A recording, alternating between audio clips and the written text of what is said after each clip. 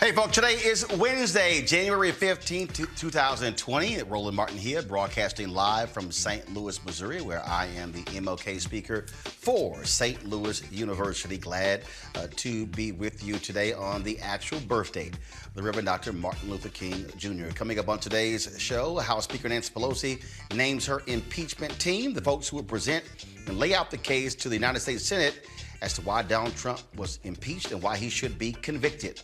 More drama at Texas Southern University as the Board of Regents, people are still demanding answers as to why University President Dr. Austin Lane was put on administrative leave, but also why did they fire an assistant to the president who was a whistleblower complaining about the actions of a particular board member. We'll have those details for you. Also on today's show, folks, Virginia has become the 38th state, the final state needed to ratify the ERA. It was a sister who put that forward. Also, last night, Democratic candidates took the stage in Des Moines, Iowa. Let's just say it was quite the lackluster debate. Not much color on that stage. No surprise. Watching that debate was pretty much like eating unseasoned struggle chicken. We'll still talk about it. Also, folks, Prince George's County, Maryland, and the NAACP are suing the United States Census over the count in that particular area. And a Republican says black folks, no, they can't buy homes. We'll sort of unpack that for you. And of course, my interview with Bruce Franks. He is the former state representative in St. Louis who later resigned. He, of course, documentary on him was nominated for an Oscar. It's time to bring the funk on Roland Martin Unfiltered. Let's go. He's got it. Whatever the biz, he's on it. Whatever it is, he's got the scoop, the fact, the find. And when it breaks, he's right on time and it's rolling. Best believe he's knowing. Putting it down from sports to news to politics. With entertainment just for kicks, he's rolling. It's on go, roll, y'all. It's Roland Martin, yeah. Rolling with Roland now. He's funk, he's fresh, he's real, the best, you know he's Roland Martin now.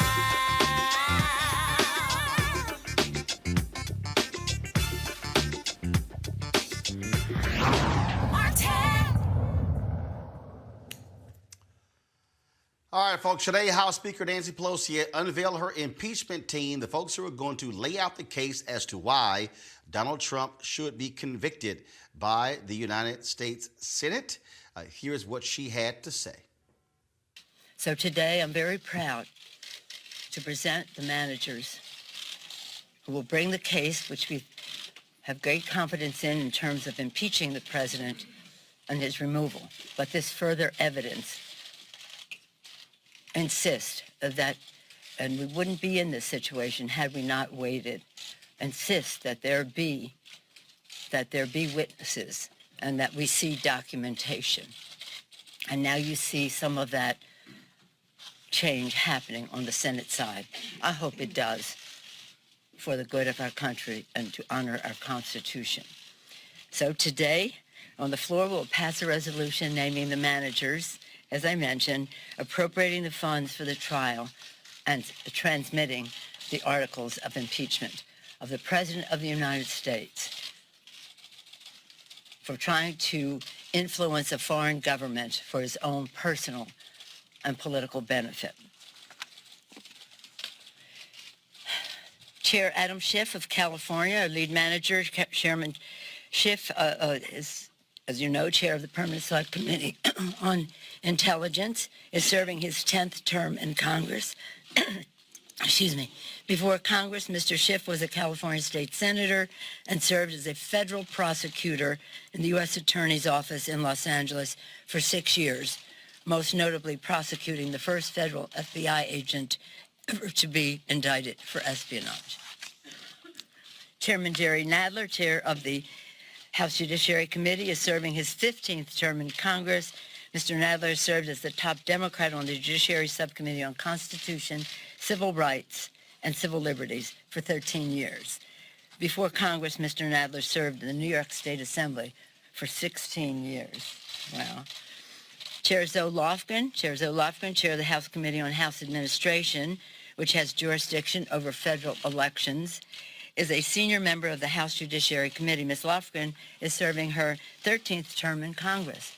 This is Chairwoman Lofgren's third impeachment as a Judiciary Committee staffer in the Nixon impeachment, as a member of the Judiciary Committee on the Clinton impeachment, and now as a manager in this impeachment of President Trump. Chair Hakeem Jeffries of New York. Chairman Hakeem Jeffries is the chair of the House Democratic Caucus and is currently serving his fourth term in Congress. He's a member of the House Judiciary Committee. Before being in Congress, he served in the Assembly of New York for 6 years, an accomplished litigator in private practice before running for elective office. Mr. Jeffries clerked for the Honorable Howard Baer, Jr. of New York District Court for the Southern District of New York. Congresswoman Val Demings of Florida. Congresswoman Val Demings is a member of both the House Permanent Select Committee on Intelligence and the House Judiciary Committee. Ms. Demings serving her second term in Congress. Before Congress, Ms. Demings served as the Orlando Police department for 27 years, part of that time as the first woman police chief in Orlando. Congressman Jason Crow of Colorado was a member of the House Armed Services Committee. Mr. Crow served our country, bravely as an Army Ranger in Iraq and Afghanistan. Before running for Congress, Mr. Crow was a respected litigator in private practice in Colorado.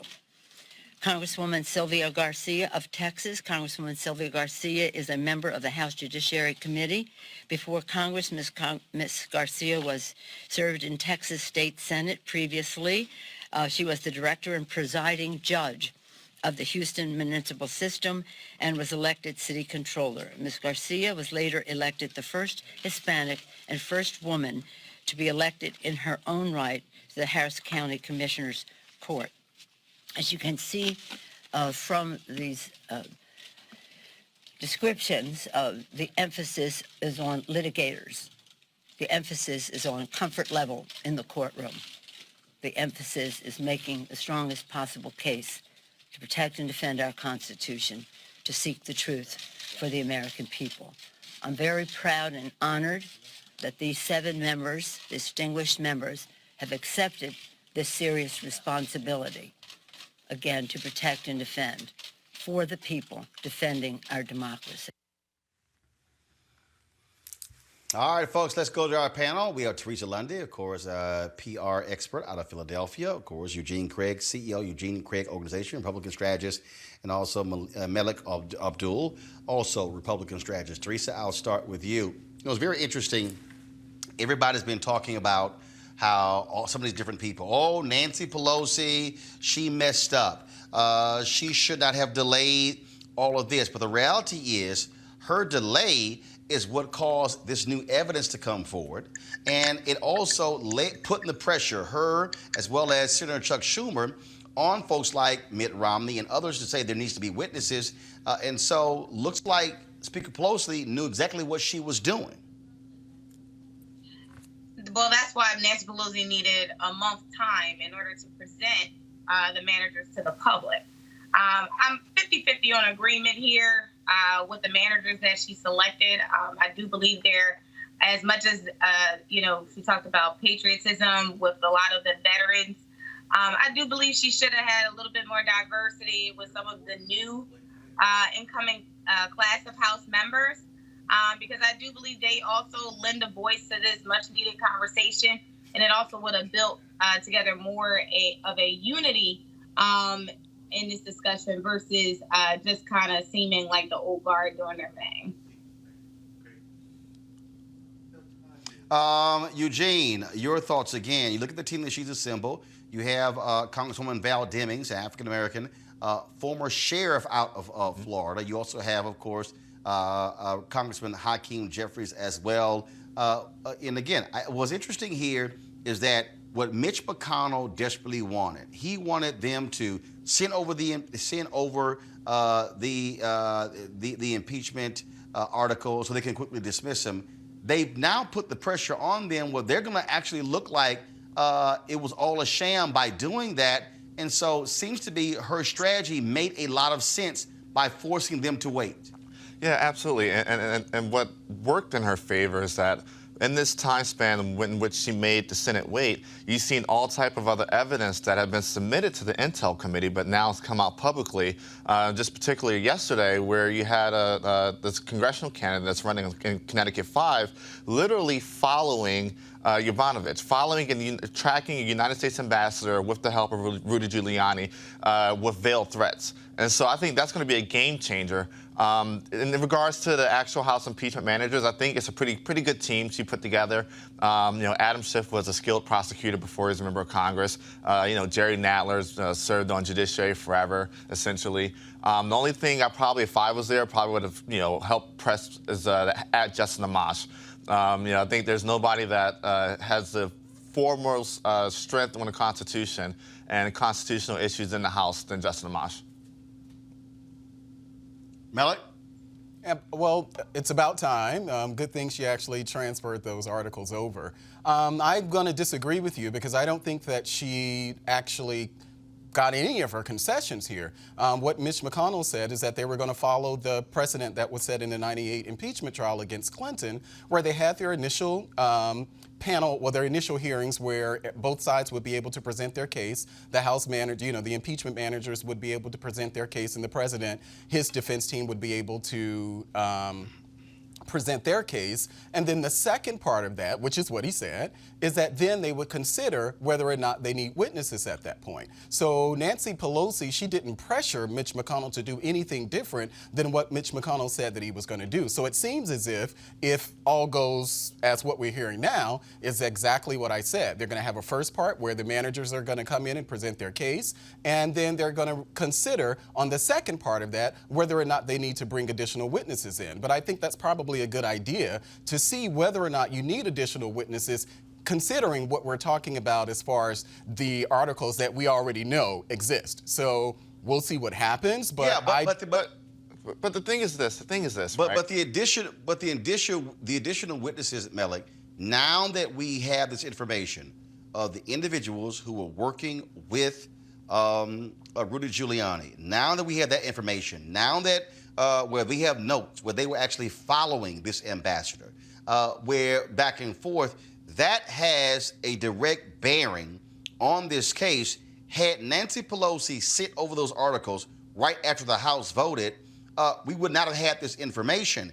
That's what changes. And so now the question is, will Republicans totally ignore that and say, no big deal? Mitch McConnell's now going to have to explain, how do you completely ignore this new information? Melik and Eugene. Well, as I said, Mitch McConnell, we're going with what he said, and what everybody around him is saying is that they're going to follow the precedent that was set in the Clinton impeachment trial. So yes, they probably. Okay, but Melik, here's my whole point. Here's my point. You did not have new info in the Clinton impeachment trial. You did not have the House take their action. Then all of a sudden, some new information that had a direct bearing on those articles of impeachment taking place between what the House vote and going to the Senate. And so you keep referring back to the Clinton impeachment. I get those rules, but the new evidence is what changes the game here. Well, to repeat it again, they're going to present their case. Both sides are going to present their case in the first part. And then, as Mitch McConnell said, they're going to consider whether or not they bring witnesses. But that's a consideration. Whether or not it happens, we don't know that right now. But they've already put it out there saying that they would consider whether to bring additional witnesses for the second part. I'm not sure if the information that we have thus far actually informs the obstruction of justice, the obstruction of Congress article that they filed, and the other article, I can't think of what the other article was, but I don't know if what happened with the ambassador, does that inform the actual impeachment proceedings? Does that change anything? Is there anything that we can draw from what Rudy Giuliani or whoever that was following the ambassador or something? Is that something that better informs or give people a better indication that this was a quid pro quo? Because that's where we started, this being a quid pro quo. So I don't know what information we're going to be able to glean from the situation with the ambassador that helps the actual articles that were filed. Eugene, go ahead. I'm sorry. You gotta love when folk like Melik try to defend the indefensible. The thing is this, all right? As we stand right here, right now, you have upwards of 10 Republican senators that have given somewhat public statements that they want to see witnesses. Folk like Lisa Murkowski to more conservative folk like up to Ted Cruz and Mike Lee. So absolutely, we're going to have witnesses testify in the Senate impeachment trial. The other thing is this: the way that Republicans are trying to frame this is that that the trial already happened in the House and this is an appeal situation. It's not. The House served as a grand jury, and the trial needs to happen. And Mitch McConnell, is now in a position not to deny a trial. What came out over the weekend is that the votes are not there to just blanketly dismiss. And so what's being shown is that Republican senators are, one, they're in the cover their own ass mode, but secondly, they're taking their jobs seriously, especially folk that are constitutional conservatives and, and quote unquote stood up for the Constitution their entire careers. And so you're going to see an actual trial. You're going to see witnesses presented. And Nancy Pelosi, I like to call her female Batman, the tactician that she is, her delaying sending the articles of impeachment over, has allowed for the new evidence to take place. And here we are now where you have people like Ted Cruz and more conservative senators. I mean, Lamar Alexander, doesn't get any more establishment than Lamar Alexander saying, hey, listen, I want to hear from witnesses. And it's only going to keep crumbling the more witnesses and the more information that comes out.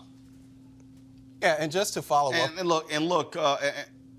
Yeah, just to follow up on that, there was nothing that I actually defended. I actually informed the audience of what the process is and what we know thus far. So if that is defending, then yeah, I guess. But again, say that there's nothing that justifies the Congress charge of impeachment. But again, when literally the White House stonewalled all the committees. Okay.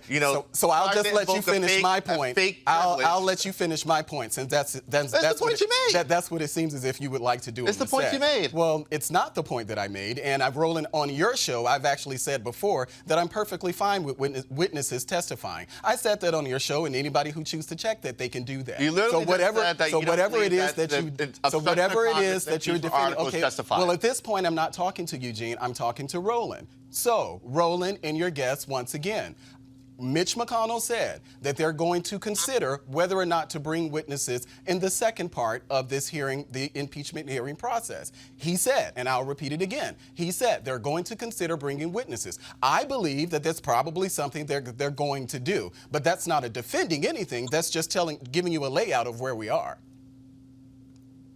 Eugene, then final comment from Teresa. The thing is this, we're in a constitutional crisis here. One of the beauties of an actual impeachment trial is that you have the Chief Justice of the United States Supreme Court right there managing the whole situation. So this will be in we'll be in a position where the White House won't necessarily be able to stonewall, you can't invoke some fake executive privilege.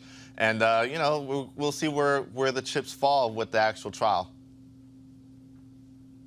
All right, folks.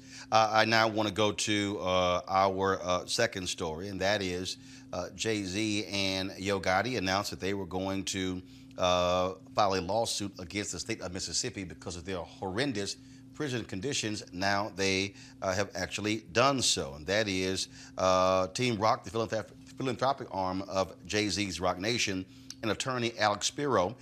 They have agreed to represent about nearly 30 prisoners after a spike in deadly violence at several Mississippi state prisons. The lawsuit, which was filed yesterday in federal court, says the maximum security prison in Parchman is a powder keg after 3 deaths in the first week of 2020. All 3 of the inmates were stabbed to death.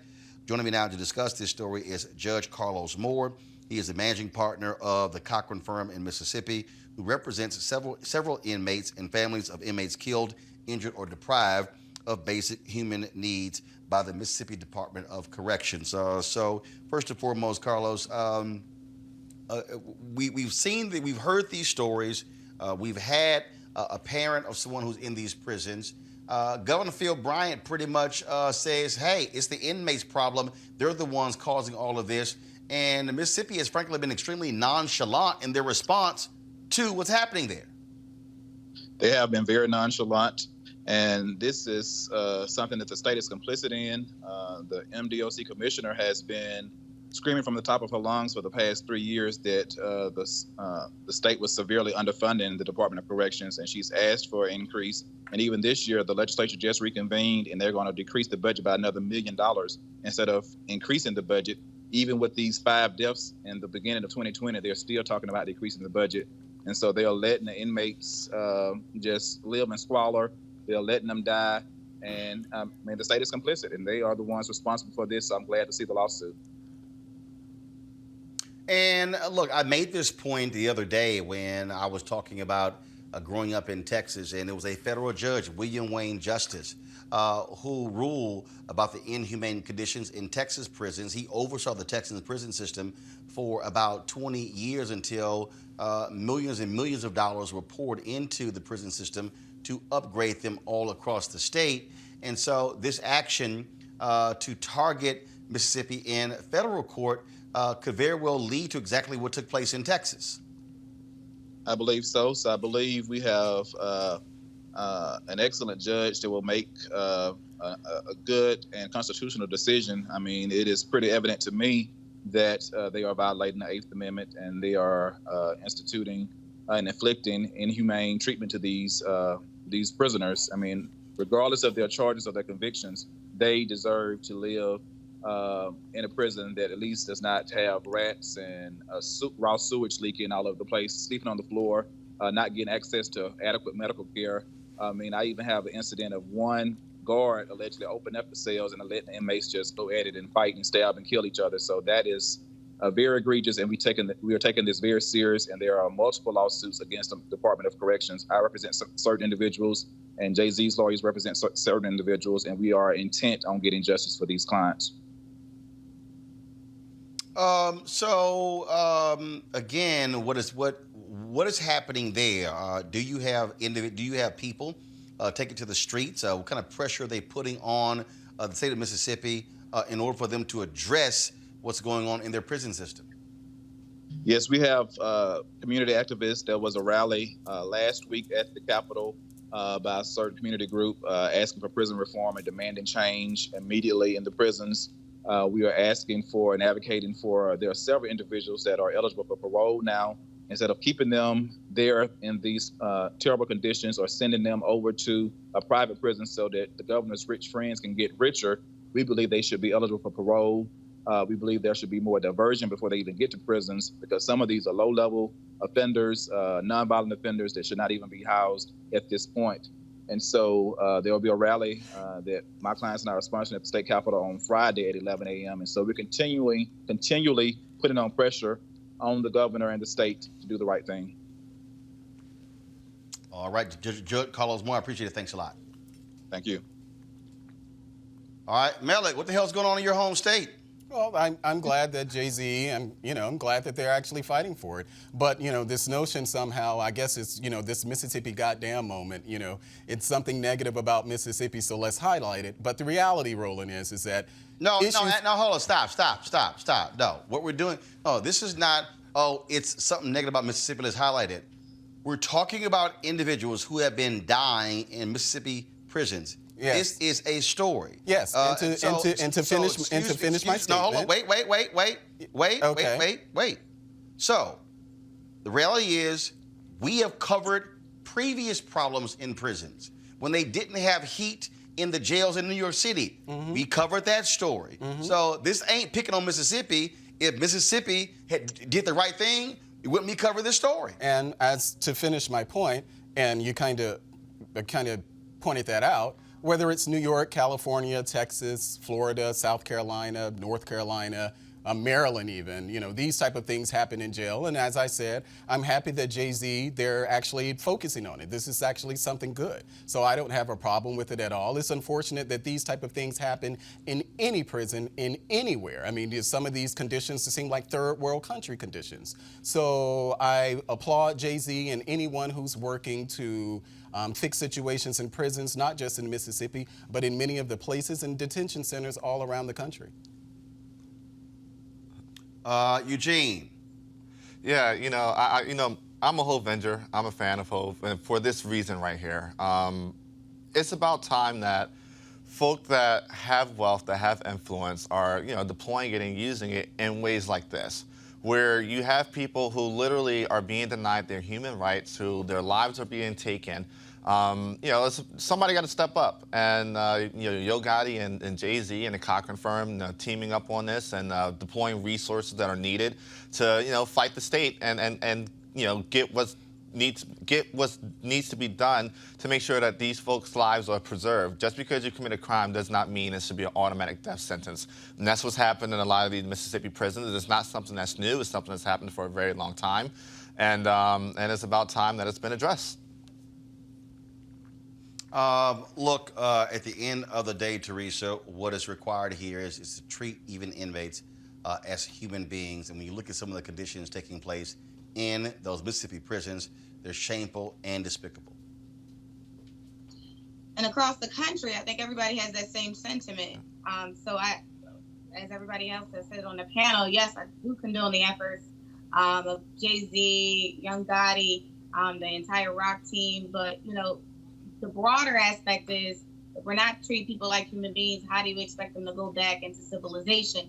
But then those who are allowing these bad practices to happen inside of these prisons on taxpayer dollars, we need to start looking at them, reevaluating, their positions, reevaluating their mindsets and their protocols. So, I love the fact that the Cochrane firm still exists, but there are many other law firms as well that's doing the same work.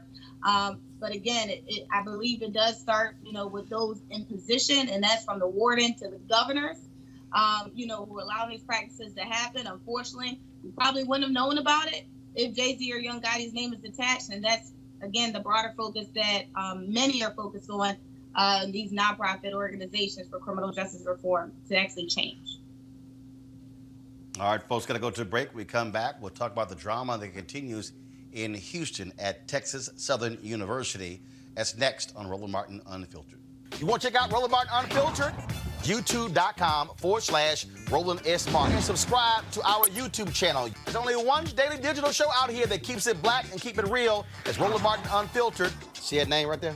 Roland Martin Unfiltered. Like, share, and subscribe to our YouTube channel. That's youtube.com/Roland S. Martin. And don't forget to turn on your notifications so when we go live, you'll know it. You want to support Roland Martin Unfiltered?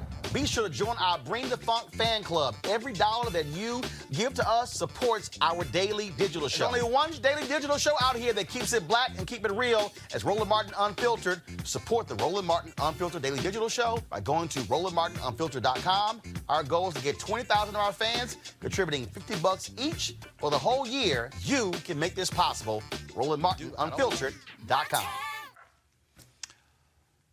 All right, folks, yesterday we told you about the border regions at Texas Southern University in Houston, the second largest HBCU, voting on Friday to put University President Dr. Austin Lane on administrative leave for no reason. They didn't give a reason. But here's something else they actually did on that day. They fired one of his assistants. One of his assistants who also had filed 2 complaints against one of those board members. The assistant who was fired is Wendell Williams. Now, since 2018, Wendell Williams filed 2 grievances against TSU board member Wesley Terrell, who is a general counsel for AT&T. The latest complaint took place in November, where he alleged Terrell made inappropriate comments to Williams' wife at 2 school events by complimenting her jewelry and how she looked in a dress. This is according to a story in the Houston Chronicle. And this is what it says. Williams said his complaint about Terrell's behavior was pending with the school's internal auditor office when he was notified Friday evening that he had been fired by acting president Kenneth Hewitt, who had just been chosen by the board to take over Lane's duties while Lane was on administrative leave. Now, Terrell has declined any wrongdoing and declined to say whether he or other regents were involved in the termination of Williams. Let's go right to our panel here. This I'm gonna start with you, Eugene. Here, I mean, here you have a board of regents in Houston that places a president on administrative leave, doesn't say why. Now all of a sudden, you fire one of his assistants, the same person who made a complaint, and so the acting president. I'm sorry, this thing stinks to high heaven that a person who just took over as interim president would fire one of the assistants to the previous to the president, but don't say why they were fired. Yeah, this is a textbook isolate and destroy operation, right? So what do? You have this whistleblower complaint against one of the board members. So what do? You come in and you isolate the one person that probably could protect this whistleblower, the president, right? His direct supervisor. So you isolate him. He's on administrative leave. No reason given. No explanation. The board just moves in cloak and silence, right? And then from there, you have an interim president come in and actually fire the person. And so, one more time, without any due process, without any, discussion, without any actual process involved. So, I think what you're going to probably end up seeing is this. My understanding, at least in Maryland, the public universities are essentially quasi-agencies of the state. And as an agency of the state, I'm almost 100% sure that whistleblower protections do extend to whistleblowers of agencies. And so, this gentleman as a whistleblower should be extended those particular protections. And, I'm not well-versed in Texas law, but I would presume that there are whistleblower protections written into Texas law. Not to mention just, the other workplace protections. But, this stinks. It's going to be a blemish on the university. But, as you said yesterday, this is what you get. This is what happens when you have people that are serving on boards of universities that have no attachment or no relation or no actual vested investment in the university. Teresa, let me read this. This is also what this article says. Williams said he had previously complained about Terrell in August of 2018 after he said the regent singled him out at a public board meeting and asked why Williams was making more money than his predecessor. In his complaint to Lane, Williams wrote that Terrell had requested a report on all the school employees who made more than $100,000 annually, yet in the public meeting, he focused primarily on Williams. Quote, there were over 100 employees listed on the report, but Regent Wesley Terrell in open session centered the majority of his concerns on my employment. Williams also said that his role went beyond that. He had served as the school's interim vice president of student services, oversaw TSU's strategic enrollment management, ensured that TSU complied with federal civil rights laws as the university's Title IX coordinator. Now, Terrell says he was simply doing his job. He is quoted as this: he had some grievances about his pay and me as a regent asking questions about what he made, even though he was a state employee at a public meeting. And he objected to that. Now, what's interesting here is that according to Williams, that at a previous public board meeting, Williams said that Terrell stated that that frankly the board had the power to fire any employee at the university, quote, down to the janitors. Now, Teresa, when you look at the Accreditation Council, they specifically, when they're determining to grant universities accreditation, they are specifically looking at whether or not the Board of Regents is interfering in the management of the university and the academic affairs. What I don't understand is this: if you were a member of the Board of Regents, why are you specifically targeting an employee who's making six figures?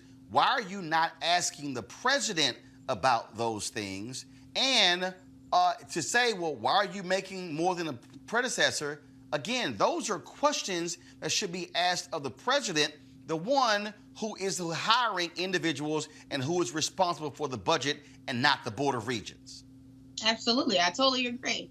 And I think this was a personal agenda that was obviously had between the two, but really it just seems like it's one-sided.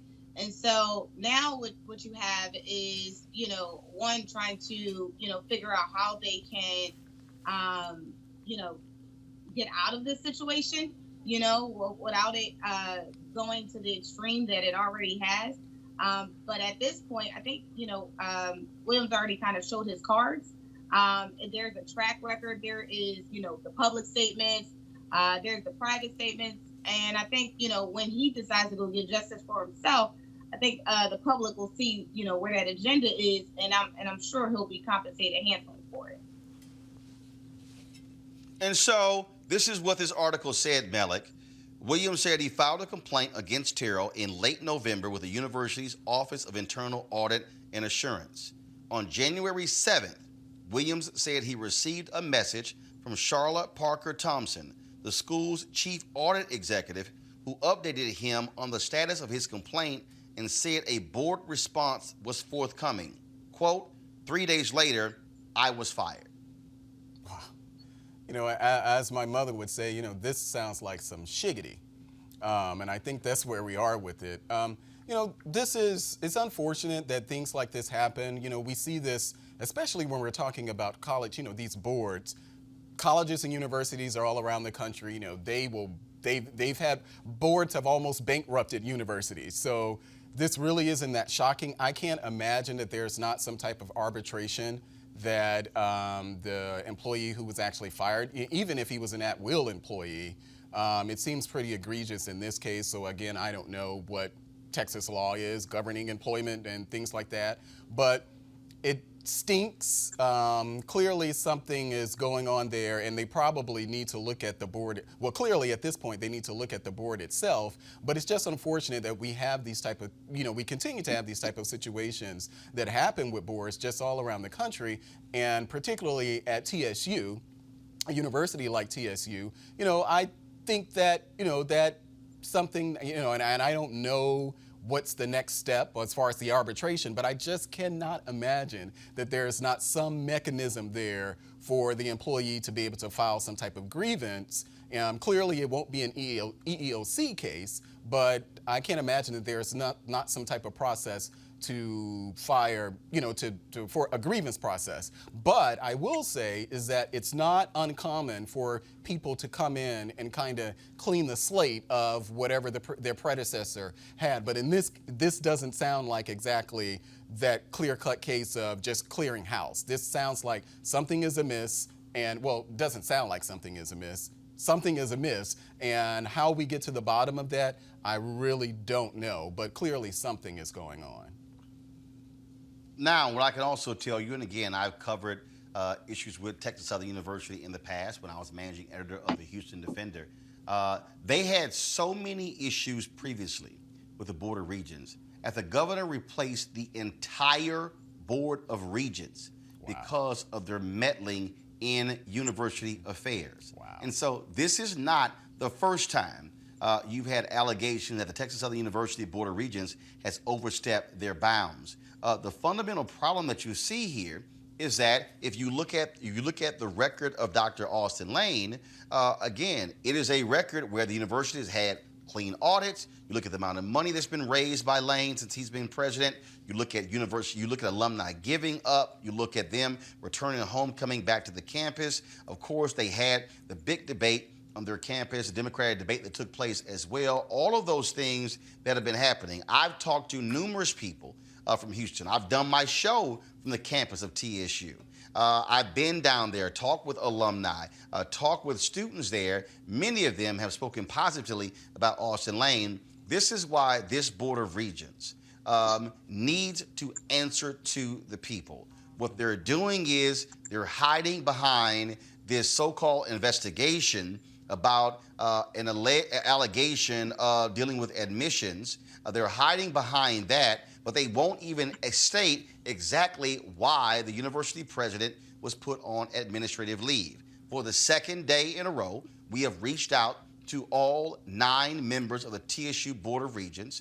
The only 2 board members who have responded to us has been Derek Mitchell, who was the only one to vote against putting Lane on administrative leave, and Ron Price, who abstained.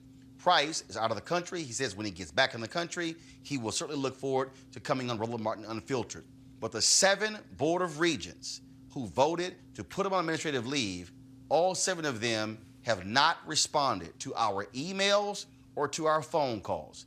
I will say to all 7 of them, we are going to call you every single day. We're going to email you every single day.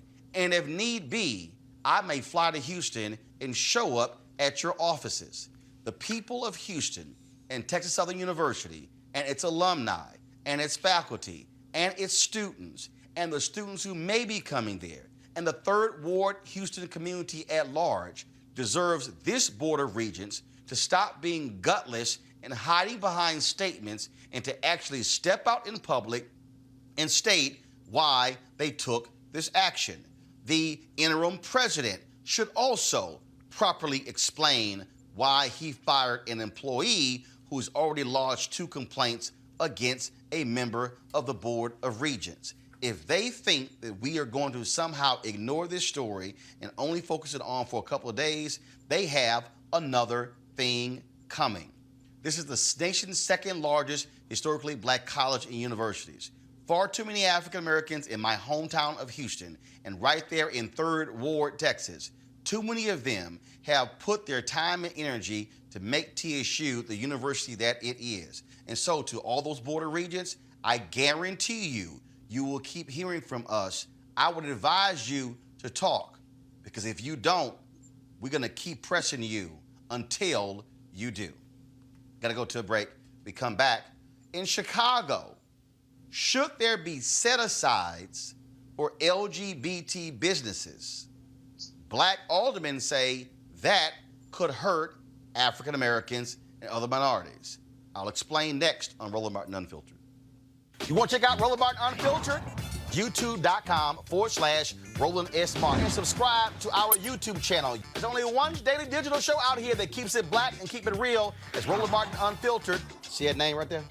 Roland Martin Unfiltered. Like, share, and subscribe to our YouTube channel. That's YouTube.com/Roland S. Martin. And don't forget to turn on your notifications so when we go live, you'll know it. All right, folks, Lori Lightfoot was elected the second African-American mayor in Chicago's history. Elected, of course, third African-American mayor, but the second elected.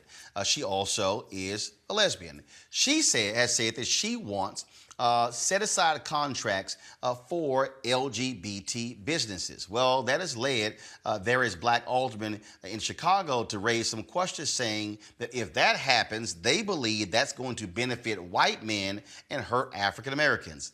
In Chicago, the set-aside contracts are 26% for African Americans, 6% for women. I'll put this question, and so they, of course, have been looking at this, have been dealing with this issue for businesses. So I'll put this to our panel. Do you believe that LGBT businesses in Chicago should get set-aside contracts? Melik, I'll start with you. No. No. I don't know how much more to say beyond that, but no, I don't think that's necessary at all. True, members of the LGBT community are protected classes, but whether or not we should have set-asides specifically for the LGBT community, no, and I've seen the rationale, and even I was reading up on it, and there was a valid point to be made about whether or not if you allow for these set-asides, that the beneficiaries of these set-asides could very well be gay white men. You know, and we already know, as far as just in the black community, in the gay black community, the gay white community or something, we already know that there's a lot of tension between those groups. But obviously, if you have set-asides, why wouldn't gay white men benefit from it? And then that's not to say that, black people need to be the only people who benefit, or minorities need to be the only people who benefit from set-asides. But when you get to the point where you're saying that because of your sexual orientation, that you are entitled to certain cities' benefits, no, it's a no for me. Teresa, I remember when I was in Chicago, I was at a meeting that took place with the state and the Black Caucus there. They were talking about the expansion, the construction on the Dan Ryan Expressway. It was about $190 million or so project.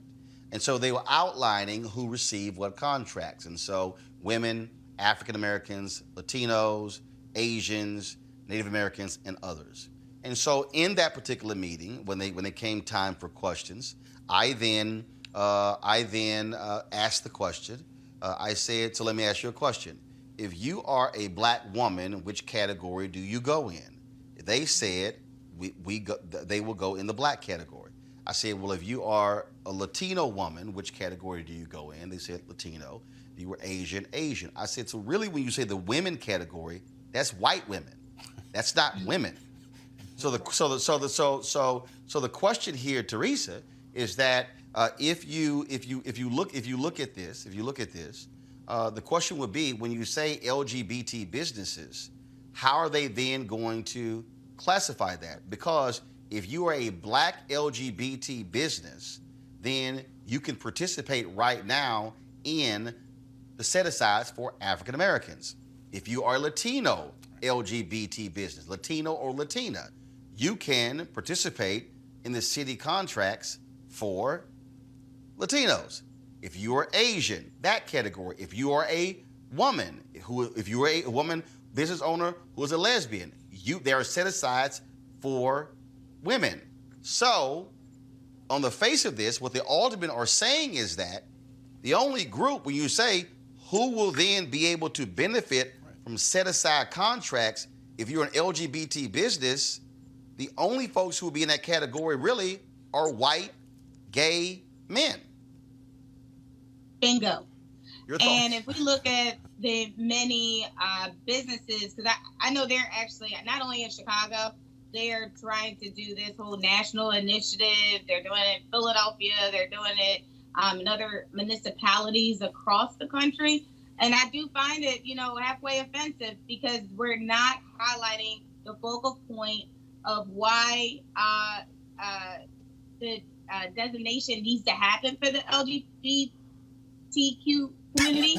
And as a small business myself, right, I have two categories. I'm African American and I'm a woman. So like you said before in that example, what category do I go in? And most categories are just the African American minority, right? Now, if I get put into the women category, can I double my chances, on getting the contract? Does the percentage go high? No. We have to be very clear about what this designation actually is. And we all know if we, especially if we participate in city contracts, that most of the opportunities are, from men, if they're white men, if they're not receiving the contract, what they'll do is then put a partnership agreement with a white woman, and then she's then the minority face of the firm so they can get that designation. So yes, I think we need to be very clear about what that designation is, but I think it was, I think this is something that, like I said before, it's a quiet storm. And if we do not, especially small businesses like myself and others, really, take a stand for it, then we'll probably be back to where it is if we're talking about sexual orientation in business. Eugene, so Mayor Lori Lightfoot pushed through a resolution, quote, that seeks to gather information to determine whether there is a need for a citywide program to promote opportunities in the city's procurement process for LGBT-owned business enterprises. It calls for a year-long study by the LGBT Chamber of Commerce of Illinois to determine the next steps. She has said that she is very supportive of this. Just want to get your thoughts on this as well. So the thing is this, right? I think there's two sides to this. The first thing is that government has a responsibility to right the wrongs of aggrieved communities and to be fair arbiters of justice. And that goes across the board to a degree, right? And so, to answer the particular question of, should there be a direct set-aside, I don't think so. But do I think that, the city of Chicago probably should find ways to work through the current set-asides, to accommodate? Probably. Probably. I mean, just, government's supposed to be fair to a degree, or right the scales of wronged history. And, I think actually set-aside should be increased for African Americans and women. But, I can understand where the mayor's coming from, the community she identifies with and, supported her candidacy in a major way. And, she wants to make sure they're taken care of. Yeah, I just wanted to just point out, this isn't about being anti-gay or homophobic or anything like that. And even for me, the answer is not, I'm not so focused on the outcome, like the fact that white men may be able to benefit from it. Just across the board, if we're talking about something like set-asides, as you said, and Roland, your examples were really good examples when you talked about, okay, well, if you're a woman, there's already a set-aside for you. If you're Hispanic, Asian, African American, they're already set aside. So literally the only group that's left out are white men. And I don't have a problem with white men at all, but I don't think that the government should be in the business of, having set-asides for groups defined by their sexual orientation. There's no groups, there are no set-asides for people who are heterosexual. To me, just the concept itself, I kind of reject. So I don't know where this is going. I get the mayor, this is something that she really was interested in, but we'll see what happens. But I want the audience and everybody out there to know that the opposition to this has nothing to do with, being homophobic or anything like that at all. And the thing is this, you can also find other ways to promote business within a particular municipality or jurisdiction other than just direct set-asides. I do think that there are partnerships that could be formed with the LGBTQ Chamber of Commerce to promote, LGBT businesses, to promote commerce within, between LGBTQ businesses and other businesses that don't necessarily require a new designation of set-asides or a particularly new program. And so I think there are multiple options forward, and I do think that any option that's considered should be taken under the consideration of what the impact is going to be to the other programs and designations already in place right now. And I think that's a good point. Yeah, I'm sorry. Go ahead, Teresa. Sorry. Oh, thanks. Yeah, it's a bold move. And like I said before, I am one who participates in municipality contracting opportunities. And if I'm not, dealing with those who were receiving contracts since the beginning of time, not saying that they're not so qualified for the work, but there's been some upgraded technologies that, some firms just aren't there yet. It's competitive, and I think this would make it a little bit more competitive, especially since, again, today or tomorrow, I could become LGBTQ, right? If I decide my heterosexuality doesn't, really match, so then I have 3 designations. So again, what category do I go in, right? And so, and we don't want, people to kind of start making those type of decisions when it, starts to impact their livelihood. But I do agree that, that there are great strides that do need to happen. Got it. I got it. But when we start to go into this area, I just think we need to be, one, we need to start looking at some of the data analysis for some of those designations for those business, because it's probably not many, but I would be surprised to see how many are minority LGBTQ. Right, but that's why, Teresa, that's why there's going to be the resolution here. We had some issues with one of our cameras here, so we had to switch cameras. Let me also read this here. Jonathan Lovett, he is the vice president of the National LGBT Chamber of Commerce. He talked about this notion of fraud. One of the aldermen talked about the movie I pronounced to Chuck and Larry, how the folks were impersonating they were gay. And they said they have found no instances of people that have committed fraud by pretending to be gay in order to get contracts. There are set-asides in other cities. The quote he gave, there's a reason that movie made $0 because everyone knew that was preposterous, ridiculous idea. Just a fact check there, the movie actually made $186 million. So it made $120 million in the United States in 2007. So it did make $0 there. So that's just a little fact check. But again, it's a resolution that the City Council has approved. They will study this moving forward. But as I said, there are set-aside programs for LGBT businesses in other cities. We'll actually see what happens in Chicago. Got to go to a break. When we come back, we'll talk about now, y'all know I'm not a fan of Dallas Cowboys, but it is pretty much a shame Drew Pearson did not get into the Hall of Fame. So I got to go ahead and say something about Drew. And also we'll talk about Virginia the House passing the ERA amendment. That's next on Roland Martin Unfiltered. Roland Martin Unfiltered. Be sure to join our Bring the Funk fan club. Every dollar that you give to us supports our daily digital show. There's only one daily digital show out here that keeps it black and keep it real as Roland Martin Unfiltered. Support the Roland Martin Unfiltered daily digital show by going to RolandMartinUnfiltered.com. Our goal is to get 20,000 of our fans contributing $50 each for the whole year. You can make this possible. RolandMartinUnfiltered.com. All right, folks, Virginia House of Delegates, they have advanced the ERA. Of course, that dates back to the 1970s. 2/3 of states in America needed to be able to ratify.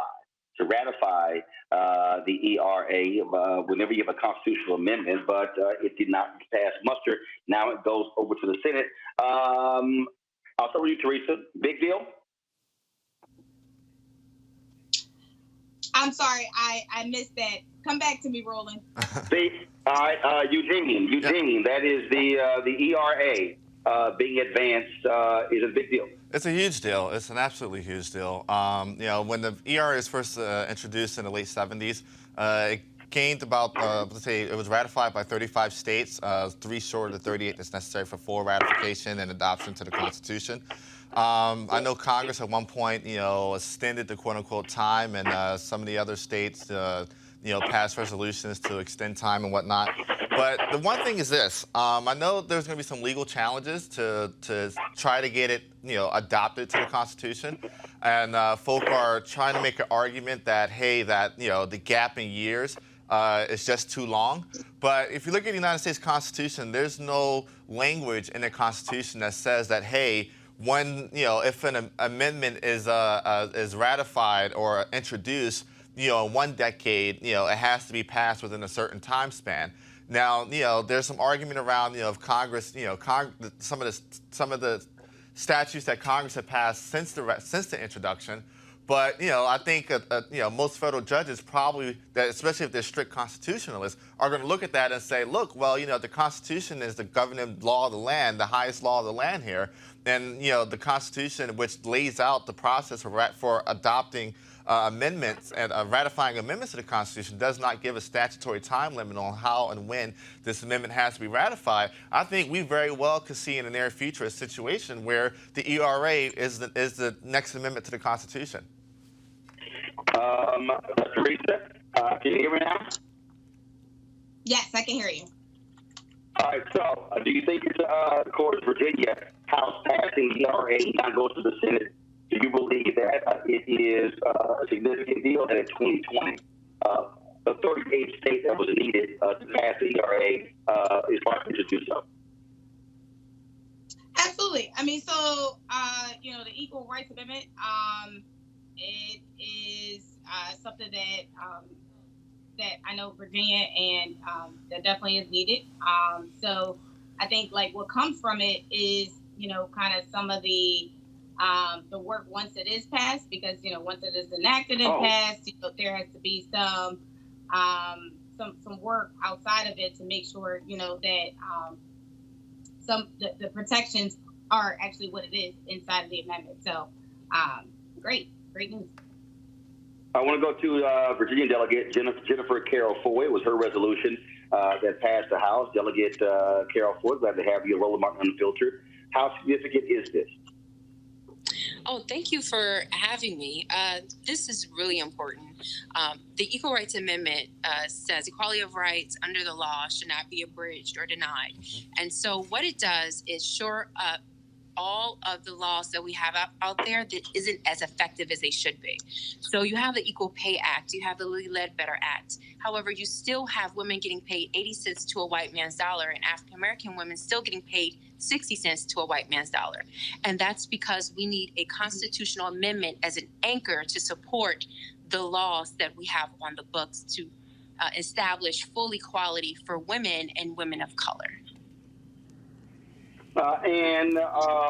When you talk about this, and so I've read some stories, they say, hey, look, fine, Virginia can pass this.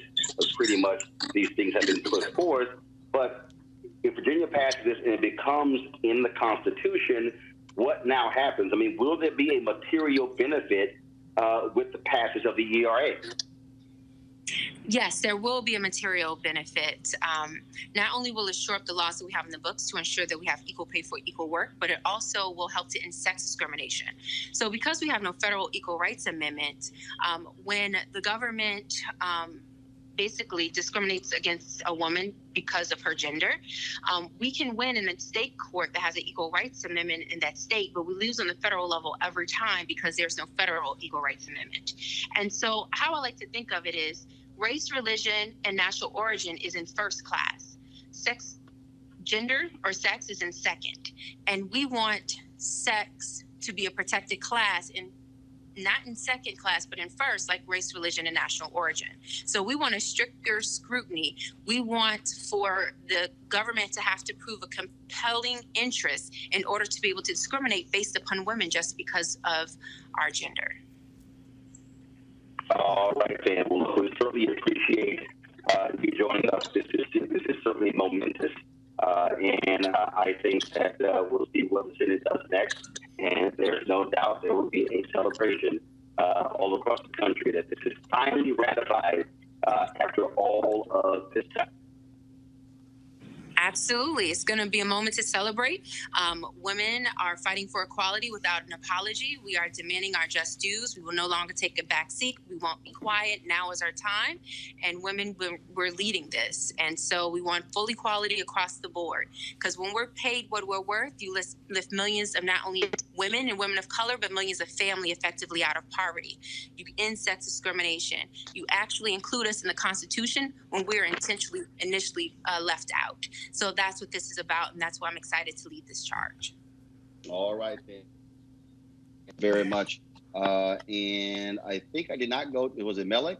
Or did you have any comment on the ERA? I think I went to Eugene and Teresa. Yeah, I mean, it's to me, it's a no-brainer. 38 states have already done this.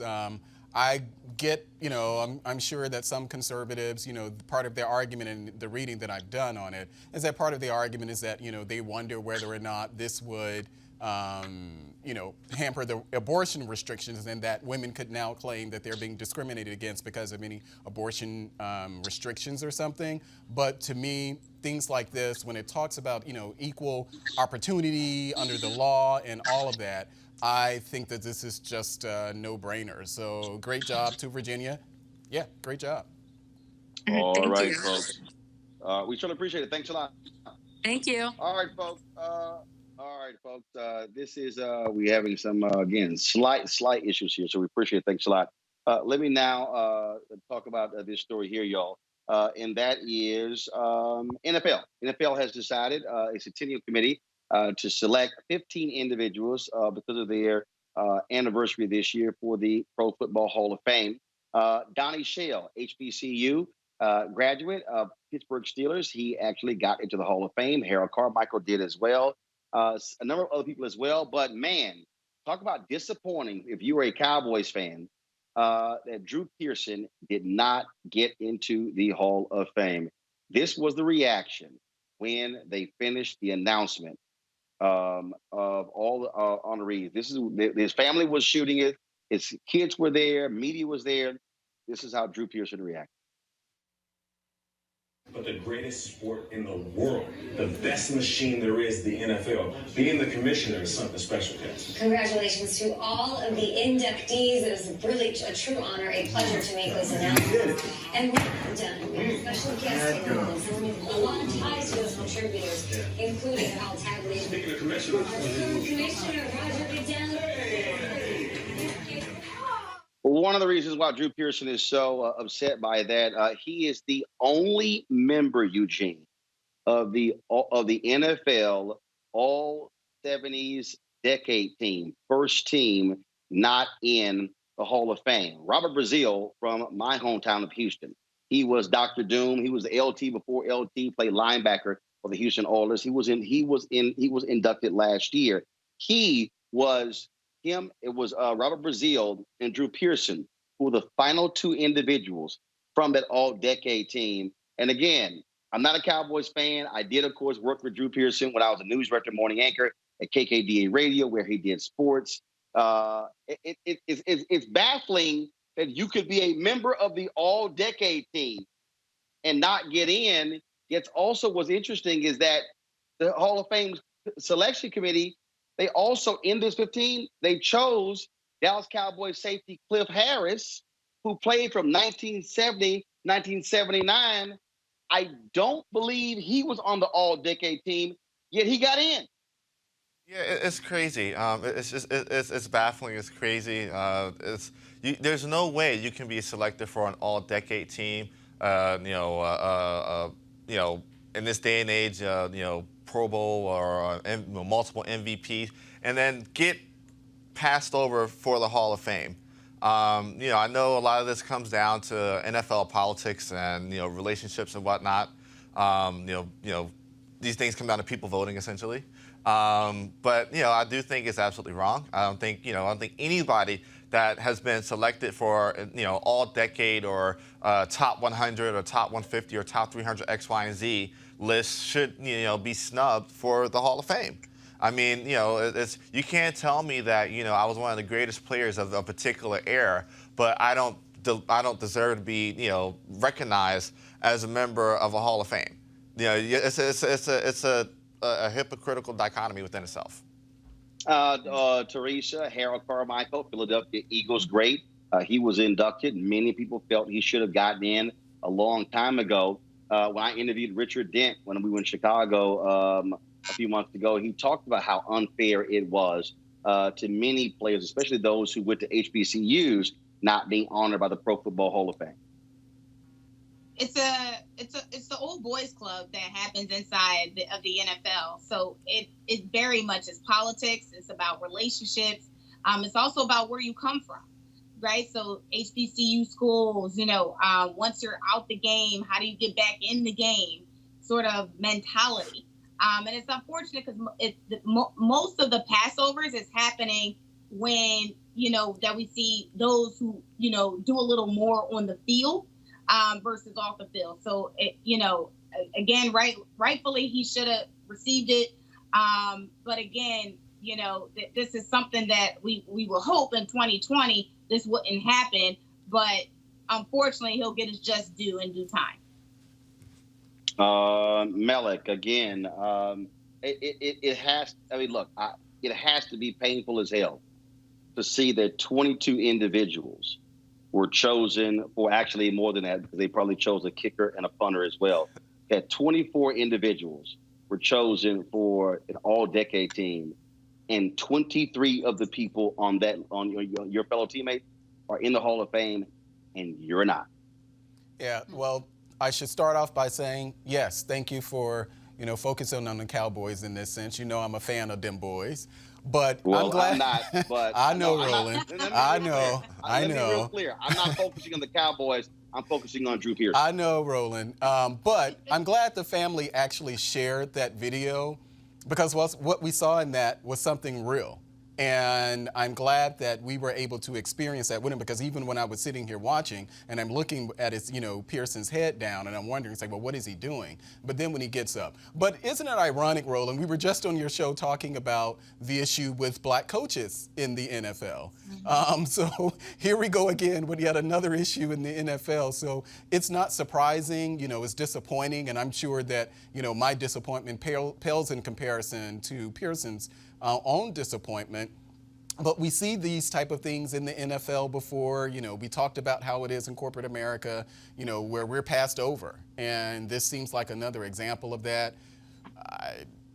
It's unfortunate. And I hate that we're still here at that place in our country, but this is where we are. But I felt Pearson and I felt the family's reaction on that video.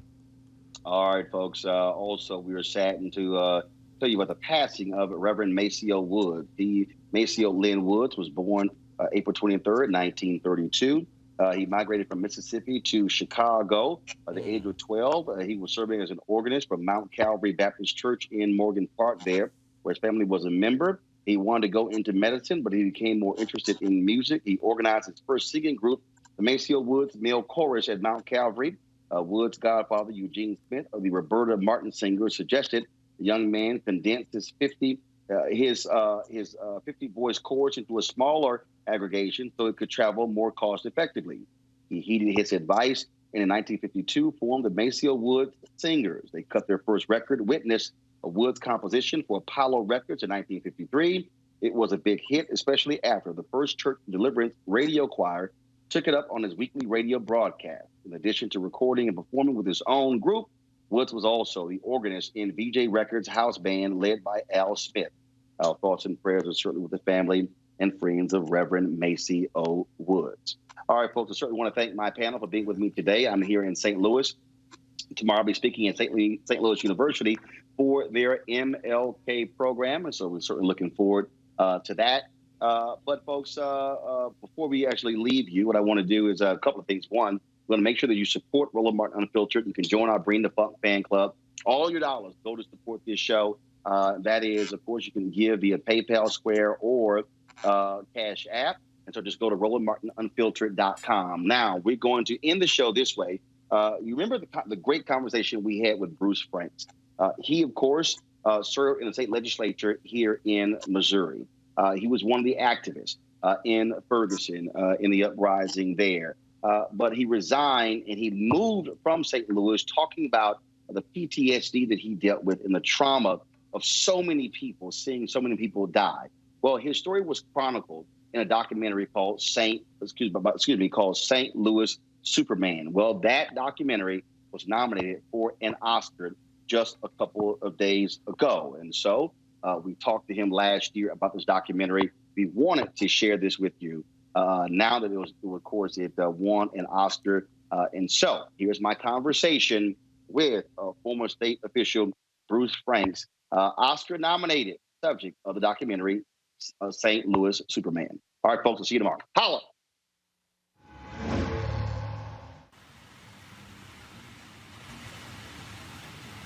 I gotta let you watch the old school Ghostbusters, the one that came out when I was your age. Oh, well, I watched old Ninja Turtles when I was your age. When you was my age? Yeah. Okay. That sounds interesting. When you were a baby. Okay.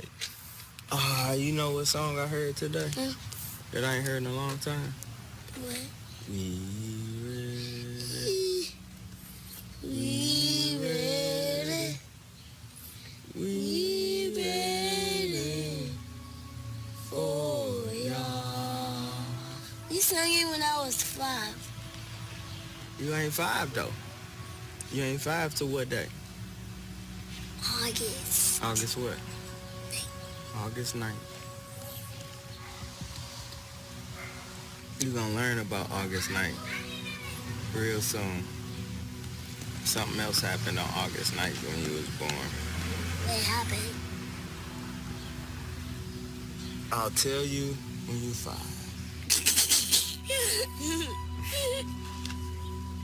On August 9th. On August 9th. On August the 9th, 18-year-old Michael Brown was gunned down by a white police officer in Ferguson, Missouri. Ferguson has been in turmoil after a white police officer shot dead an unarmed black teenager. If we don't get it, shut it down. If we don't get it, shut it down. If we don't get it, shut it down. If we don't get it, turn down. We do this for Mike Brown. Turn up. There's not really a conscious political voice in battle rap. It's a way to reach people. It is, man. I'm about to make a political move in my city. I'm about to run for state representative. Remember, I'm the one that went from being pepper sprayed and tear gas to being sworn in. Touch one person! If everybody look to their left, you gonna walk right into gun violence. On my day.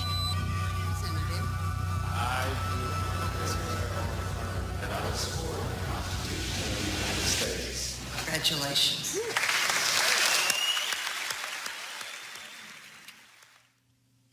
All right, Bruce Franks knows us right now. How you doing, Doc? I'm doing good. So, you get elected. Folks are excited. They're talking about your youth. They're talking about someone from who's an activist now going to the public space.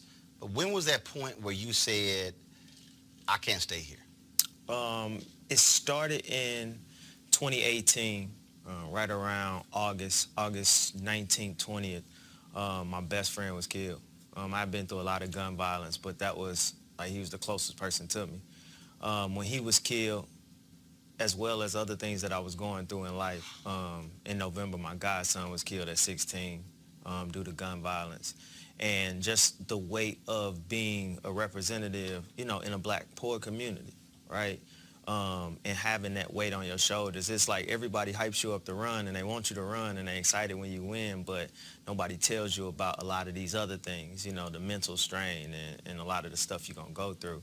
And so I had got to the point where I fought through it, starting to recognize like my mental health, depression, anxiety I was going through.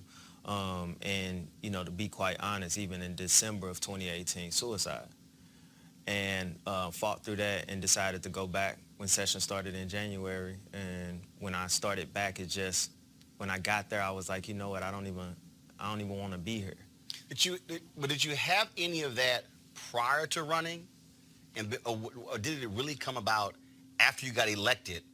And was it that you were not fully understanding of all that it went into? Because the reality is, when you get elected to office, it's not a 5-day-a-week job.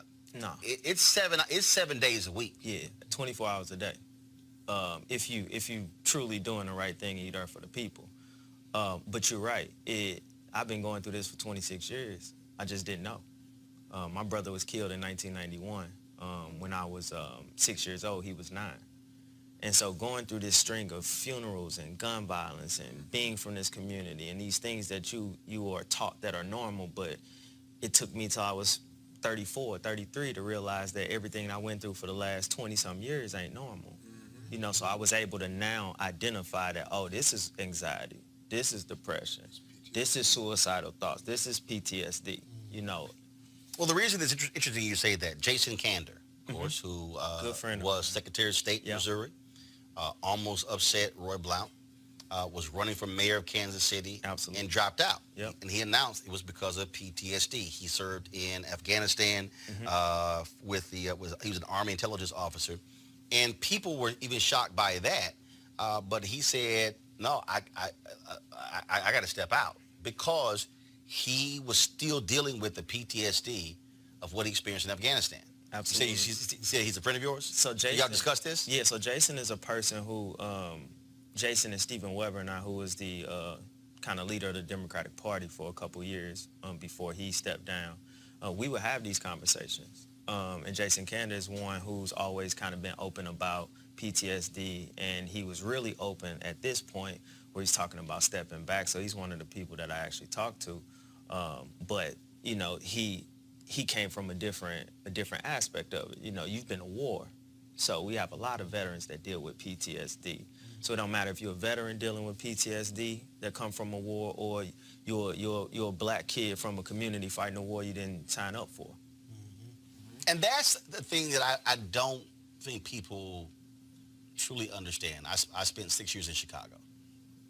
And when you have conversations, it's always a trip being here. And I've been at the White House at the table with Trump, and people bring up Chicago, and people always want to throw Chicago up. But I got to walk people through, because I tell them all the time, I said, look, I was born and raised in Houston. And I'm trying to think it may have been maybe when I was in high school, I first experienced a classmate dying. Then when I was in college, that was a guy who was our church and our youth group, shot in the head, who was killed. You're not dealing with folks who've experienced 10, 15, 20 deaths before they got to high school. And we're talking about, they should be able to go to school, be able to learn. And you're sitting here 12 and 13 and 14 years old, and to your point, you've gone through all of these funerals, and to act as if I can just go to school as a regular thing? No, it's not. Yeah, especially when it comes to the black community, because it's such a stigma on depression and anxiety. Yes. And, you know, I've heard before where parents told their kids, you can't be depressed. You're too young to be depressed. My brother died when I was 6 years old. My godfather died 8 months later. My uncle died 8 months later. At this point in my life, I've been over 200 funerals. Most of those resulting in gun violence. Most of those being periods. You know, I had 200? Yes, 200. Between 2015 and 2015 and 16, I had lost almost 24 kids that I mentored in the St. Louis area. And that's within a 12 to 18 month span. I've been in rooms and I've talked to a room full of white folks that haven't been to 15 funerals in their whole life, and they 60, 70 years old. And so to think that this is such a, you know, this is just such far-fetched to believe that our young people today are going through anxiety and depression. And, you know, it's real. And we got to get real about the conversation, because far too long we've said, oh, just be strong. Oh, just keep going. Oh, just keep moving. And I just felt like I've been a strong person this time because my grandma was strong. My mama was strong. You know, everybody was strong. And now I understand that nah, it's time to get some help. Sure. Derek. Mental health in the black community. I wrote an op-ed in the Huffington Post. It's time to start talking about mental health in the black community because, like he said, it's been so taboo. And for black men, we've been told, you can't cry, you be tough, just pray about it. That's and so, yeah, just pray about it. And that's what we've been taught. Meanwhile, our counterparts, white people, they go get help for their mental health issues. But this is where, and Bruce, I want you to come in here, but this is the thing, though, that, and you're right, this is what we also have to understand. I keep making the point that this discussion about gun deaths goes back to economics. This discussion about mental health goes back to economics. Sure does. The reality is, if you're white and you got insurance, there you go. You go get help. Yes, you can get help. But the reality is, we had to go to the pastor because that's all we had. And so part of this thing is when we're discussing, like every time these people want to talk about Chicago, I said, if you do not want to talk about the economics of Chicago or St. Louis or Ferguson or New Orleans, then you don't want to talk about gun control. Go ahead. If we can't condemn these things unless we condemn the environment that brings it, right? Yeah. So if you talk about gun violence, right? What's the root cause of gun violence? Nobody in the hood, I can't speak for nowhere else, but ain't nobody in the hood just picking up a gun because they want to pick up a gun, right? They suffering from something, like a jobs, education, undiagnosed mental health issues in the black community. Absolutely. And not to make light of anything that's happened, because my heart goes out to every single mass shooting that's ever happened. But when a white person goes and shoots up something, the first thing they revert to is, oh, well, he suffers from this. Well, how do we even know that he suffers from that? And they bring in massive resources for mental health. Absolutely. Absolutely, but that's where we missing it. In our communities, we don't have mental health resources, right? But even if we get the resources, we got to have a real conversation that lets us know that it's okay to go take part in it. I want to commend you because for coming out and talking about mental health issues, and I hope to see the rest of your film and that you continue a crusade to raise awareness about mental health in the black community, because there is an absolute stigma against seeking help. There's an absolute stigma against getting medication, but these things can help. When people have mental health problems, some of them are chemical. Yeah. They're not necessarily, trauma-induced, but they're chemical. Trauma induction is also another area. But we really, I want to lift up Terry Williams, who wrote a book about black folks and depression. And she wrote it about 10 years ago. It was a really good book when she talked about how we just are in denial. And the go talk to your pastor. Roland, you're right. There may not be any other resources. But on the other hand, if your pastor is not a licensed counselor and cannot prescribe meds, he ain't going to do anything for you but hold your hand and say a prayer, which is not ineffective, but it's not a solution. But it's also owning up to, again, the people who are trying to make a difference, and then what happens when services get cut. You talked about the state representative. Go to my iPad. This is a story here of Dr. Carl Bell. I knew him quite well in Chicago. Carl died in August, 71 years old. He was all about mental health, and he had his own, first of all, finished from Meharry, served in the U.S. Navy, had his own facility, witnessed the violence, was in gangs growing up, and then dealt with this whole issue. But what happened was he had his own center. Funding gets cut, had to shut it down. He came up with various programs in Chicago public school system, trying to teach people how to deal with conflict resolution. But the reality is, in this country, what cities and counties did is that they slash anything dealing with mental health. We used to have community health centers, okay? Then when cities and counties and states shut those down, it's kind of like, well, y'all sort of figure it out. And so you got people who are walking around where you used to be able to have a facility to go to. And they don't. So as somebody who experienced this, but you were also elected official, what has been the response? What have been those conversations like when you're trying to explain to elected officials why they must fund clinics and health centers? And then do you get pushback, or do they say, yeah, I hear you, that sounds great, but then they'll sit here and then go fund something else? They'll go fund something else. Because reality is, when it's not happening in your community and you're the majority, you control where everything goes, right? it's cool that we have mental health awareness days. Those are important, right, to uplift, to bring, to bring education to it. But if we're not funding the places that are most affected when we talk about mental health issues, then what are we doing? And that's another part of being in the legislature, where it's like, all right, I'm going back home. When I get home, I hear a gunshot. I live in the hood. I used to live in the hood in St. Louis, right? I hear a gunshot. I ain't your regular elected official. I'm running over there because I know this is probably one of these kids that I done mentored, that I talk to every day. So I'm over here compressing the womb and waiting till the ambulance get there, right? Talking to the entire community, like, all right, well, what needs to happen? All right, we need better education. We need more programs. We need this over. We need to fund summer jobs. Cool. So I leave and go to Jefferson City, which is our capital, right? I serve all week, and I'm up here fighting. Highly Republican state, highly outnumbered, super minority top to bottom, trying to get stuff done. But on the same hand, in my head, what's still playing is, I just had to hold this kid warm. I just had to talk to his mama. Then when I come back, my brother dies, right? My best friend, my kids that I mentor, my nephews, and it's an everyday process. So I'm speaking to them from a lived experience. Like, look, this one I'm not telling y'all no stories. It's not a myth. This is what I'm going through every day. And even when you talking to them, and even if it feels like they may get it in the room a lot of the times, their ability to move forward on action about it is just not there, because they're not necessarily forced to. Until the numbers change and it's closer in proximity. Until where white kids start getting shot in huge numbers, then that's when something will change. And that's one of the realest things I heard in a long time, because at the end of the day, I fight for everybody. But I fight for those who look like me first. And when you talk about this issue of gun violence, which ties right into mental health issues and undiagnosed mental health issues, I hear so much talk about banning these guns. I hear so much talk about these other mass shootings that's happened, and those are atrocities. They're tragedies, absolutely.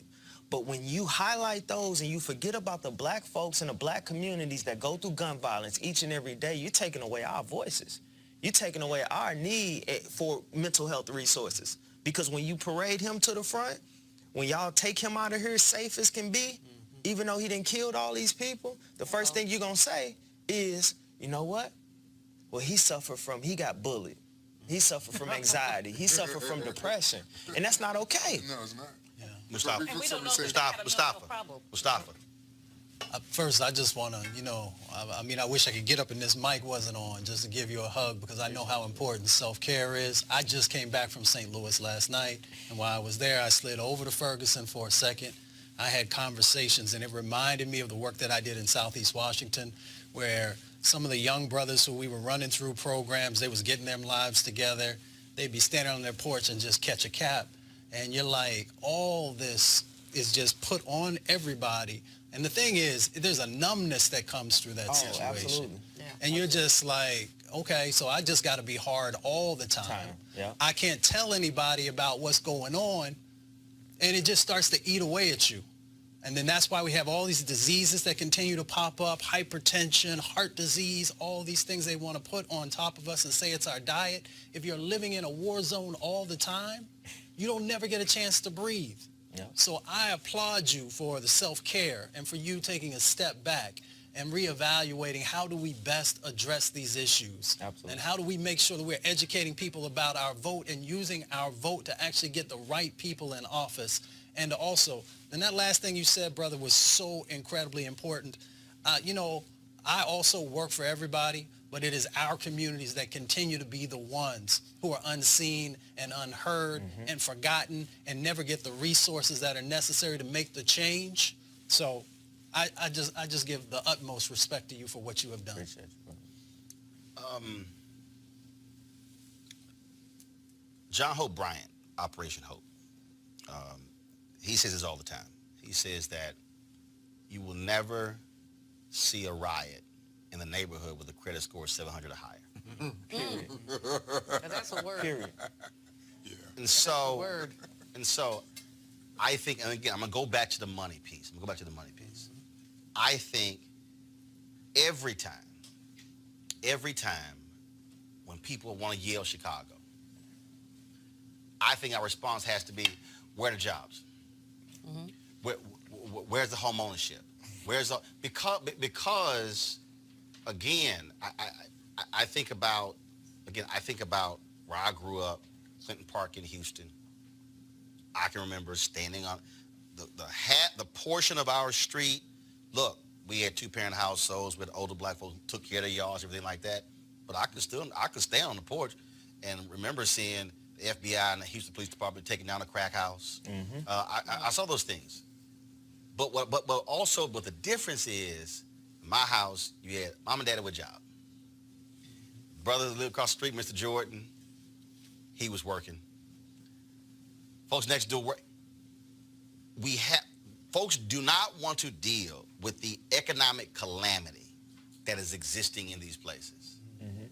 And to your point, yes, when you see a young girl in Atlanta who's sleeping and a bullet comes through the house and kills her while she's in bed. When you think about, again, when you're seeing these young black folks at Clark Atlanta, opening of school as a shooting, luckily no one was killed, but again, you're like, I'm not trying to send my kid to school. And that's leaving places going to Atlanta. You said you're leaving.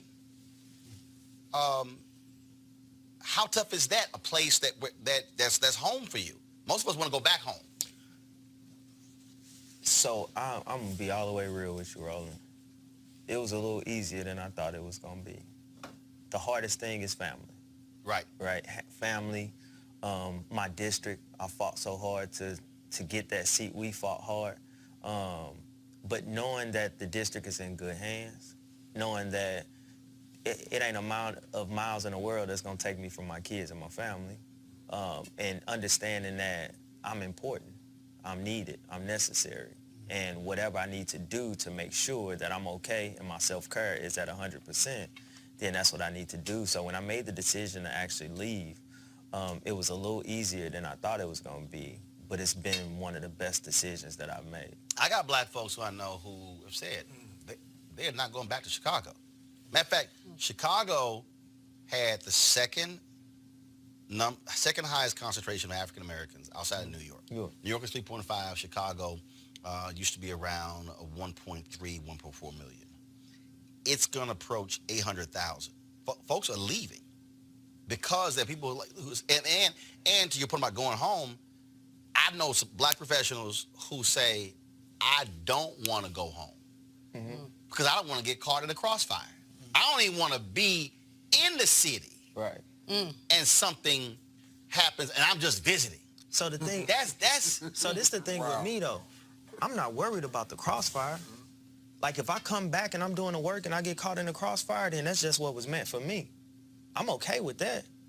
It's just being able to come back at 100% and actually do the work, right? Like I don't mind, because everywhere I go to the hood, because that's what we needed. I don't care what state, every state got a hood somewhere. So that's where you're going to find me. But as far as going back because of, not being caught in the crossfire, not being caught in this, like, no, that's what I signed up for the moment I started to speak the truth and stand on what I believe in. But I need to make sure that I'm at 100% while fighting. See, St. Louis ain't never seen me at 100%. They see me at 50. They see me at 60 in office. They see me at 70. Head gone. Now I'm at 50. But now I can come back, right? Do what I need to do, leave, and come back whenever I need to. And it's gotten to the point where I realized where my place in this fight is. It was one of the dopest things on earth was getting elected. Especially this kid from 4300 Gibson with tattoos on his face that rap, that they thought couldn't do it, right? But I got in that office, I fought, I passed legislation, put millions into the budget, something that a lot of folks didn't do. But I realized politics is for patient people who understand that it's gonna take a while to change this system. I speak up and speak out. Martin Luther King, Malcolm X didn't make it to 40. Right. I got activists that stood right next to me in Ferguson that didn't make it to 35. So if that's what our tale is, if that's what our life expectancy is, I need change to happen a little faster. And the way it's going to happen faster is if I force it from the outside while working with those patient people from the inside. Listen, I'm glad you made that point because I tell people all the time, stay in your lane. And, since I was 25, every city I've lived in, I've been approached to run for office. Every single city. People go on my Facebook page, Twitter, run for president. We need to run for president. I'm like, no. So that ain't what I'm there for. I said, I'm doing exactly what God designed for me. Absolutely. This is what I've done. I'll be 51 in November. I've done this since 14. No desire to do anything else. Done. I said, this is what I'm designed to do. And I try to explain to people all the time that everybody's not, people want Michelle Obama to run. Michelle Obama has said, I don't want no part of that. Because it takes a certain type of person to be a politician.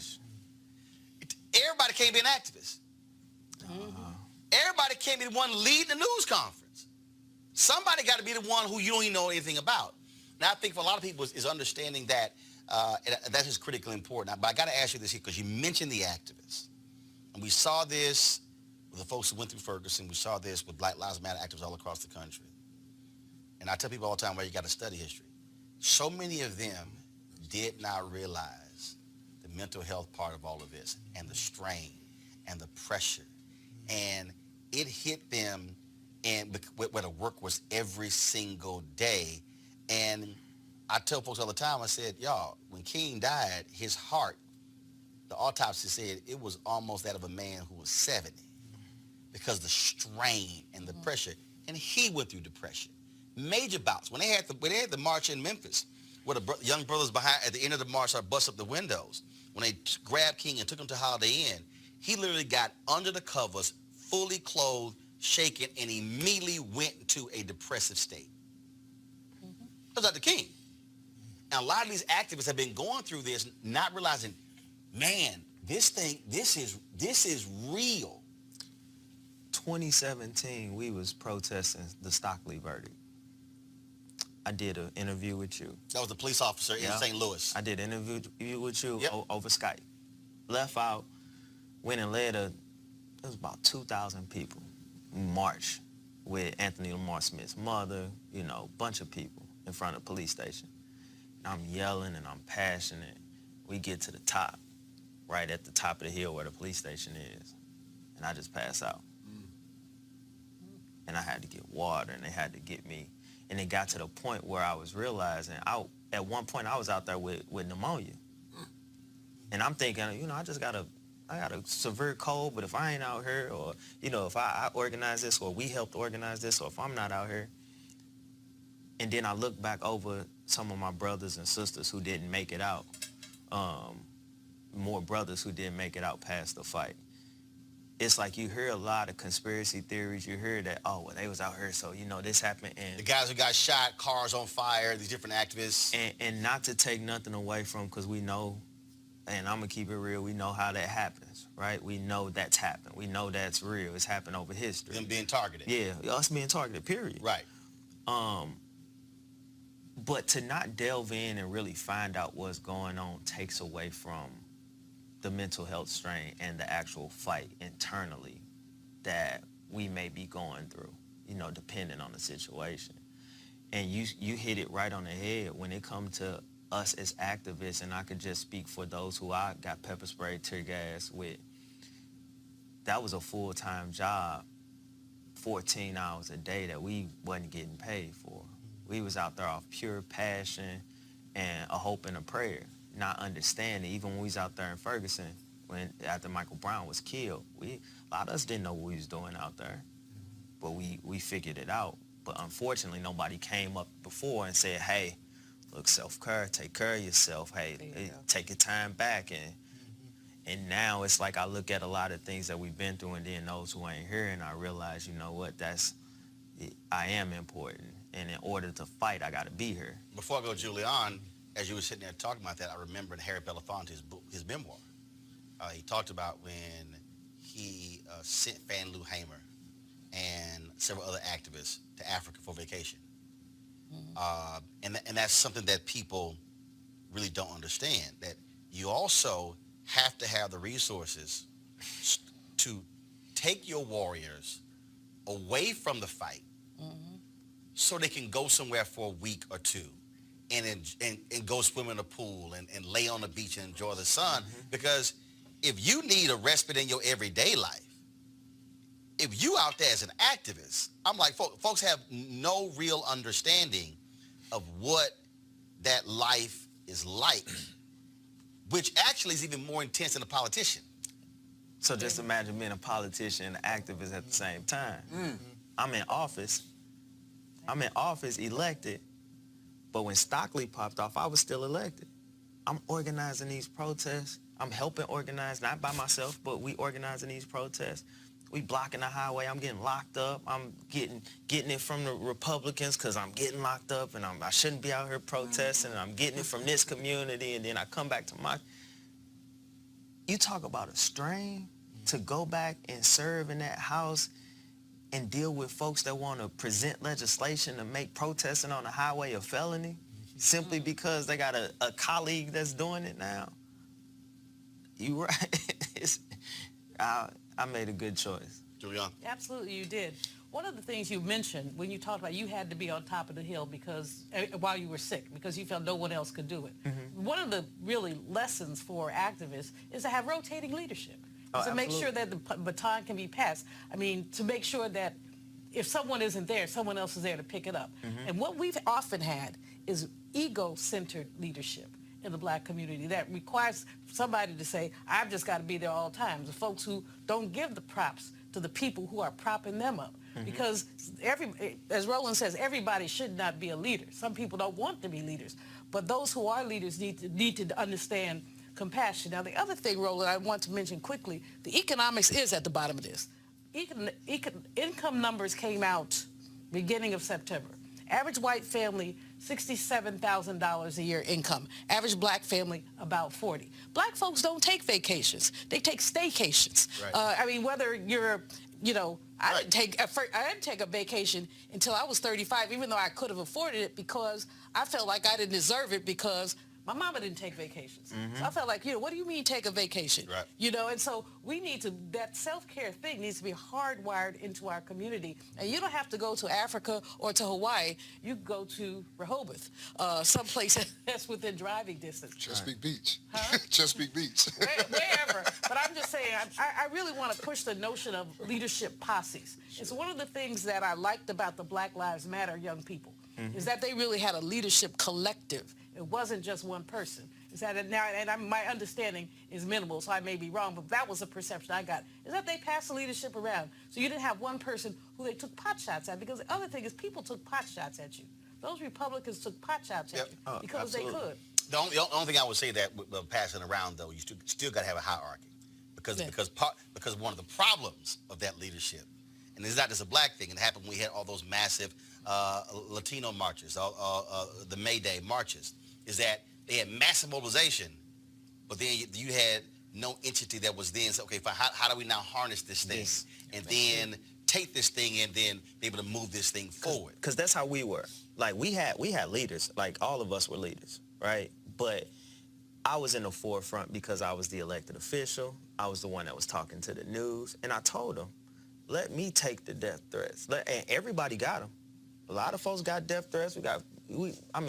No matter who you were in the movement, but they calling my office, right? They sending me emails, so we can track that.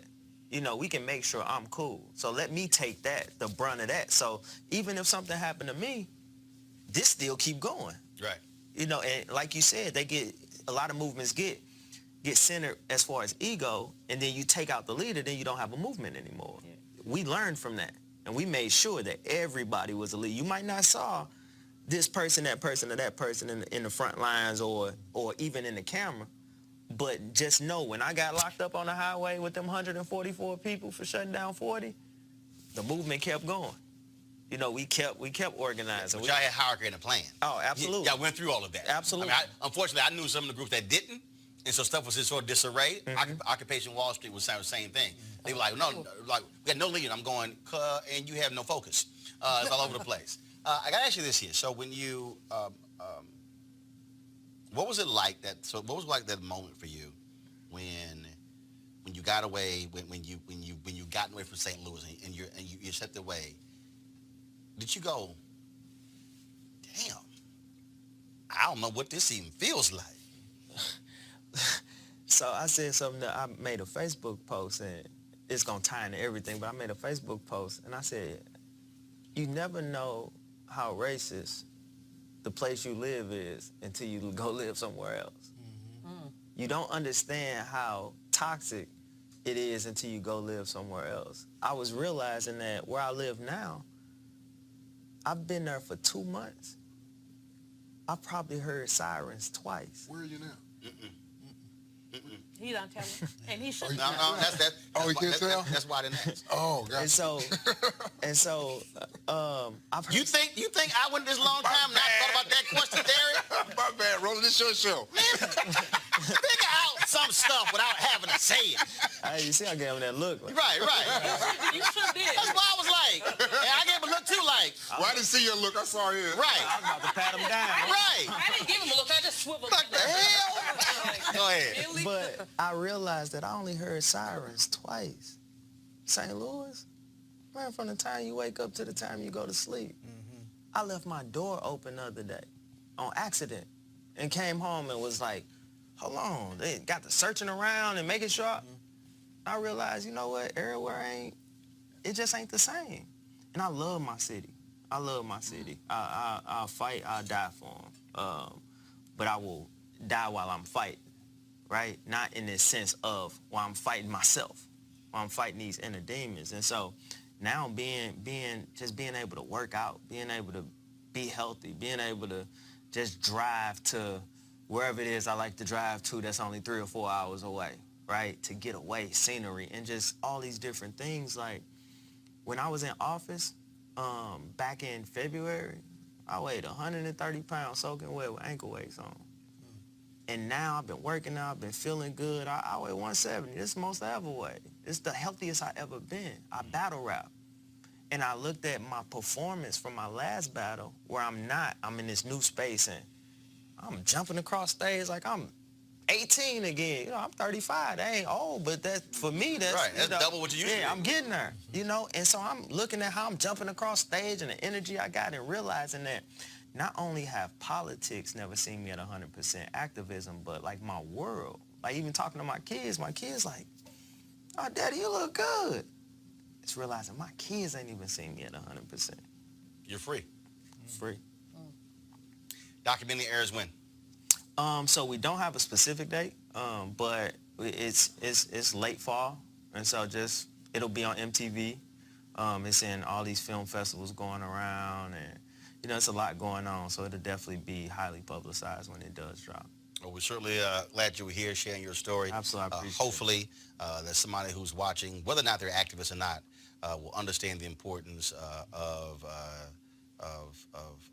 self-care, taking care of themselves, and not being sort of bound by all of that pressure. And definitely the activists out there. And I also hope people have a better understanding and appreciation of what activists go through. Because again, and those are the folks who haven't read, don't realize, again, the number of times MLK were hospitalized, the number of times Reverend Jesse Jackson Sr. has been hospitalized because of dehydration, because, I mean, how they've just worked themselves to exhaustion. And it's real. It's real. And I think for a lot of people, we're very critical of activists. We are demanding of things, what they should and should be doing, what they should not be doing, saying what they should be making this amount of money, shouldn't be doing this and doing that. Not realizing that even just a getaway to go to an awards show is actually a vacation for some of them. I think a lot of people have no understanding of that. Real. That's real. We appreciate it. Thanks so much. Thank y'all for having me.